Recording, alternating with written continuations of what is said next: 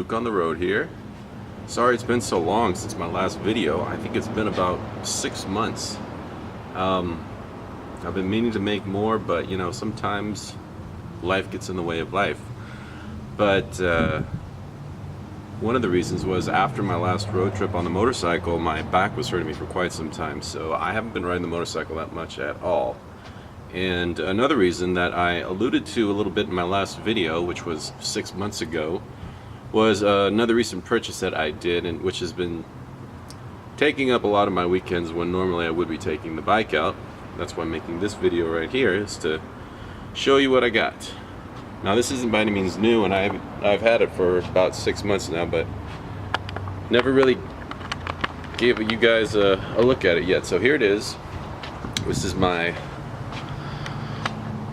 dirty, currently, 2006 Winnebago Outlook 22R, and that 22 stands for 22 feet. It is a Class C. It has, when I bought it, it had 22,000 miles, and it currently has just over 24,000 miles. Just give you a little tour of the outside first. This is a little outside stereo speaker system, furnace. That is the batteries. This right here is the only outdoor storage, and which is one of the downsides of this style of RV. Class C setup. If you'll notice, the entrance to the RV is all the way in the back. And normally you would have a queen bed back here in a RV this size, and you would have all the storage underneath, but instead of the queen bed, that's where the bathroom is on this RV, so you really only have very little storage here. And it only goes back about, I don't know, 3 feet. So that's one of the downsides. I purchased this here for the sewage hose. It did not come with the bumper hose, or hose carrying bumper. Right here we've got all the hookups for sewage and black and gray water, fuel, outdoor shower, city water, electric 30 amp, and this is the 4000 Onan generator. This is the water heater right here. Let me give you a look at the cockpit here. Pretty standard stuff on this part of it. Okay legroom. I'm a pretty tall guy, so there's not a lot for me there. That passenger side has very little legroom. What they did for this is they moved the center console over.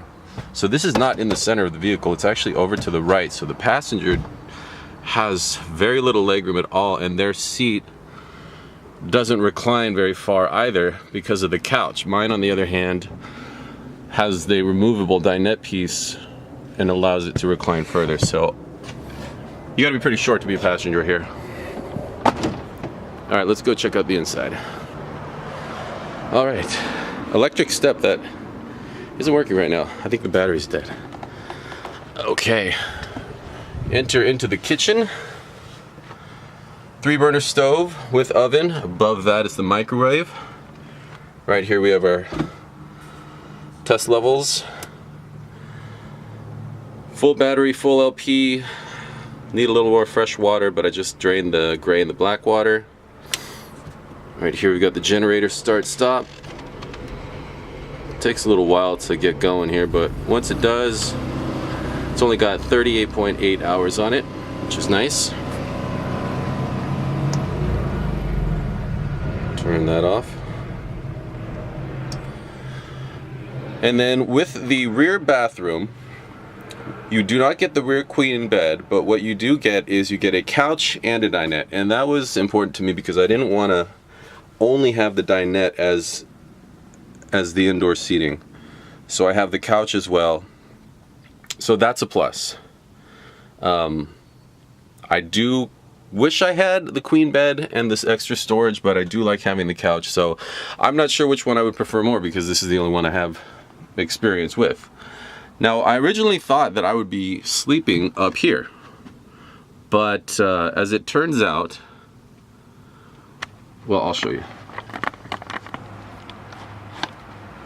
Okay, so when I first started camping in here, it was winter, and it would get really cold, and the coldest areas would be the front here and the top right here. So it has these curtains, which are pretty thick, which come across like this, and then it also has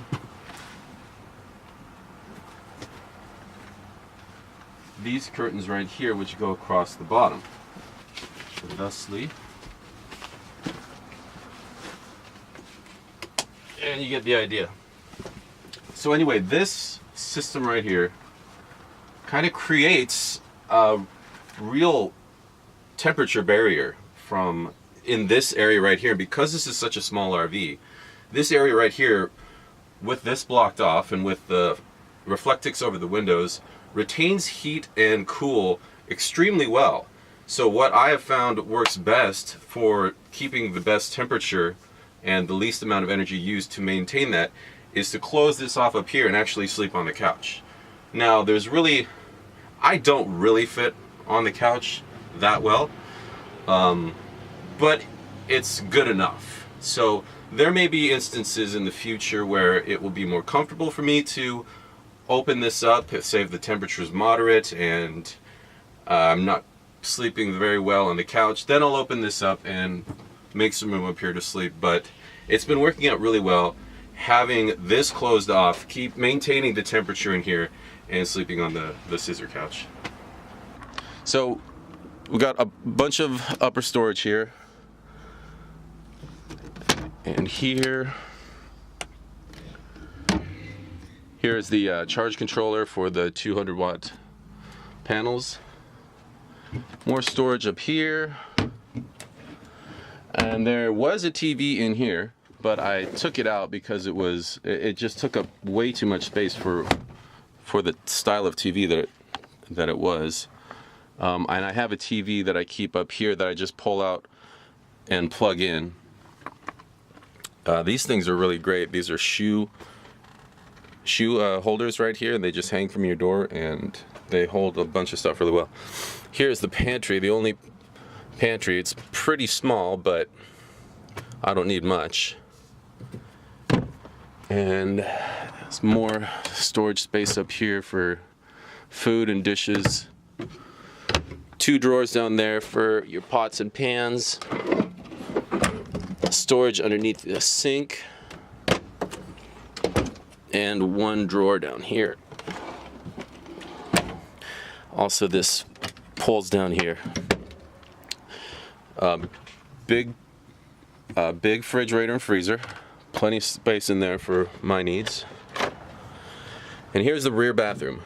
So this was one of the main reasons why I got this style, was because I wanted room in the bathroom. I'm a big guy and I needed the room. I actually thought there'd be more room than there actually is. Let me show you here.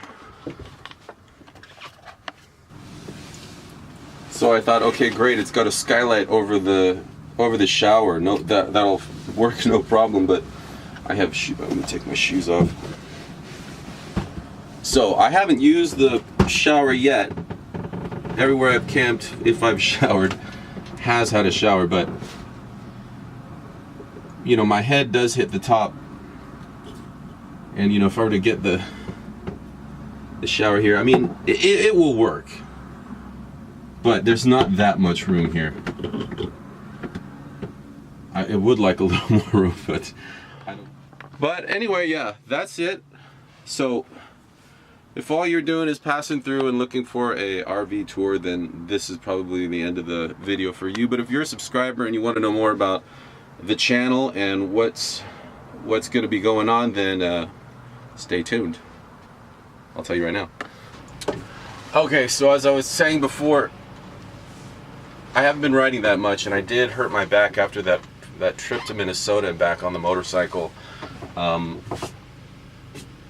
I didn't properly train for that. You know, I'd been told that you need to work out before you take a trip like that, and I didn't. I'd taken the same trip the year before, and it didn't work out, and I was fine. And this year it really took a toll on me.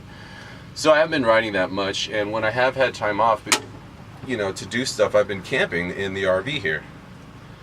Now I know that this has been a motorcycle channel, and there still will be motorcycles involved in this because, well, I want to attach a motorcycle to it. There's a little problem with that though. Maybe I should just show you. So my initial plan was to get an RV and attach a motorcycle hitch to the back of the rear hitch mount right here. Now, you guys have probably, if you're a part of my channel, you've seen my motorcycle. It's not a large cruiser, but it's over 500 pounds. And after I purchased this, I saw this sticker right here. Maximum vertical hitch load is 500 pounds. Do not exceed rear axle rating. See owner's manual for additional information. But the main thing is maximum vertical hitch load 500 pounds. That means the maximum weight that can be put on this hitch is 500 pounds. And my motorcycle that I have right now is over 500 pounds dry. So, I mean, all that means is I gotta get another motorcycle that's lighter, which is great because I wanted to get a dual sport anyway, and I think I could do more with that. But the problem is, I tried putting my scooter on this. I bought a motorcycle mount. I tried to put my scooter on it, and even the scooter hit this spare tire right here. So, because I don't have the underbed storage that a lot of RVs like this have, I have to find another place to put my spare tire. So I bought a hitch mount for the front, which I tried to put on just a little while ago. I tried to make a video about it. I failed miserably. It did not fit this chassis, even though the manufacturer said that it would. The parts didn't fit, and it didn't fit the frame either. So that was a epic fail. So now I'm not really sure what I'm going to do. I need to have that spare tire with me. I mean, I want to have it with me. I know you don't need to have a spare tire, but I want it. And I want to take my motorcycle, or a motorcycle as well. So I don't know. I'm not really sure what I'm going to do. Anyway, that's what's going on with that. So that's issue number one. Issue number two is I consider myself to be a bad YouTube channel host. I do not make near enough videos to justify having the almost 1,000 viewers that I have right now.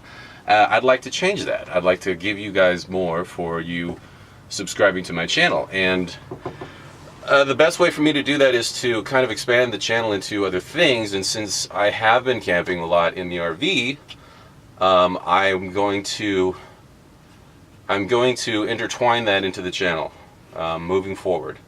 I know that maybe some of you probably don't want to see that, probably lose some viewers, but I will integrate motorcycles into it somehow, some way.